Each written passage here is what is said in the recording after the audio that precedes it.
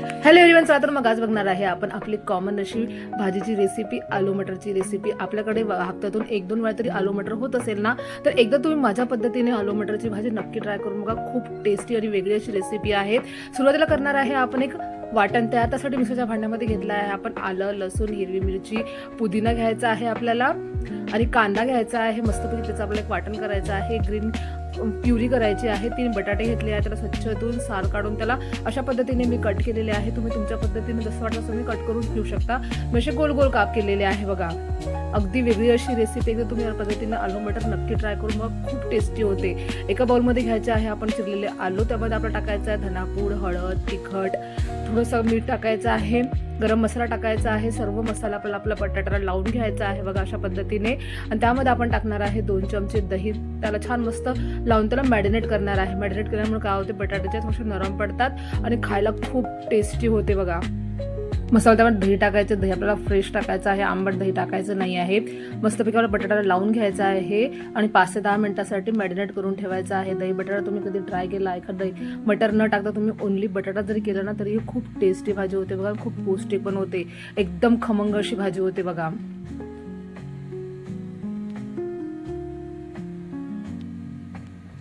त्याला छान मिक्स करून घ्यायचं आहे. तर ही झाली. आपण 2 प्युरी करणार आहे. ग्रीन प्युरी तुम्हाला आत दाखवली होती आणि टोमॅटो प्युरी करायची आहे आपल्याला. आता वळूया आपल्या रेसिपीकडे. त्यासाठी आपण पॅन ठेवायचा आहे गॅसवर. त्यावर मग टाकायचं आहे आपल्याला आवश्यक तेवढं तेल टाकायचं आहे. तेल छान गरम करून घ्यायचं आहे. त्यामध्ये टाकायचं आहे आपल्याला हिंग, जिरं, मोहरी टाकायची आहे आणि आपण जे ग्रीन प्युरी केली होती आपण ती टाकणार आहे. त्याला मस्त आपण शिजवून घेणार आहे. तेल सुटोस्तोवर बघा मस्त मिक्स करायचे आहे आणि त्याला तेल सुटोस्तोवर आपल्याला शिजवून घ्यायचे आहे.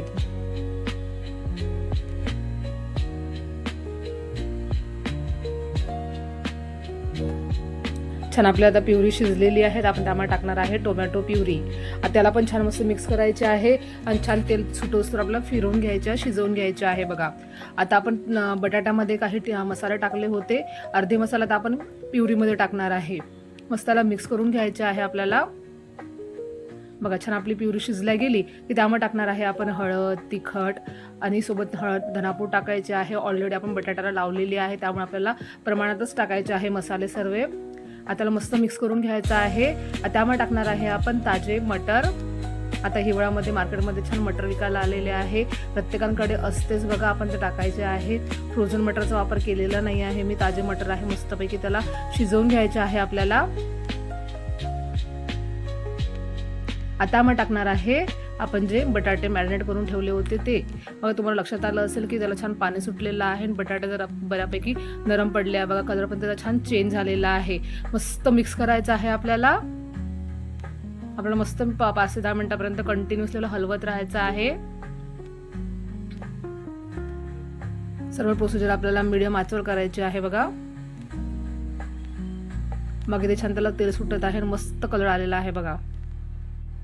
आता त्यामध्ये टाकायचं आहे आपल्याला आवश्यक तेवढं पाणी. बटाटे शिजायसाठी पाण्याची आवश्यकता असते. आपण टाकायचं आहे. मस्त मिक्स करायचं आहे आणि भाजी आपल्याला छान शिजवून घ्यायची आहे.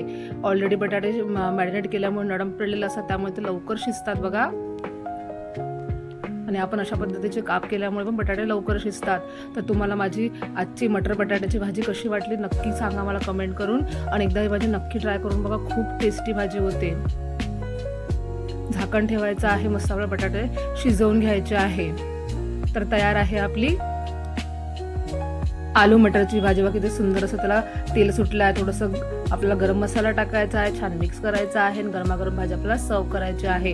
बघा तुम्हाला समजलं असेल ग्रेव्हीवरून आणि छान त्याला तेल सुटल्यावरून ही किती स्वादिष्ट झाली आहे. पातक्षणी खायची इच्छा झाली की नाही तर पटापट करायला घ्या आणि मला कमेंट करून नक्की सांगा तुम्हाला आलू मटरची भाजी कशी वाटली ते.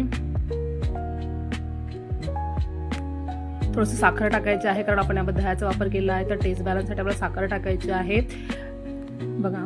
तुम्हाला माझा आजचा व्हिडिओ नक्कीच आवडला असेल तर माझ्या व्हिडिओला लाईक करा, शेअर करा, कमेंट करा. नवीन असाल तर माझ्या चॅनलला तुम्ही सबस्क्राईब करा आणि भरभरून मला सपोर्ट करा. छान अशी सुंदर अशी भाजी तयार झालेली आहे बघा.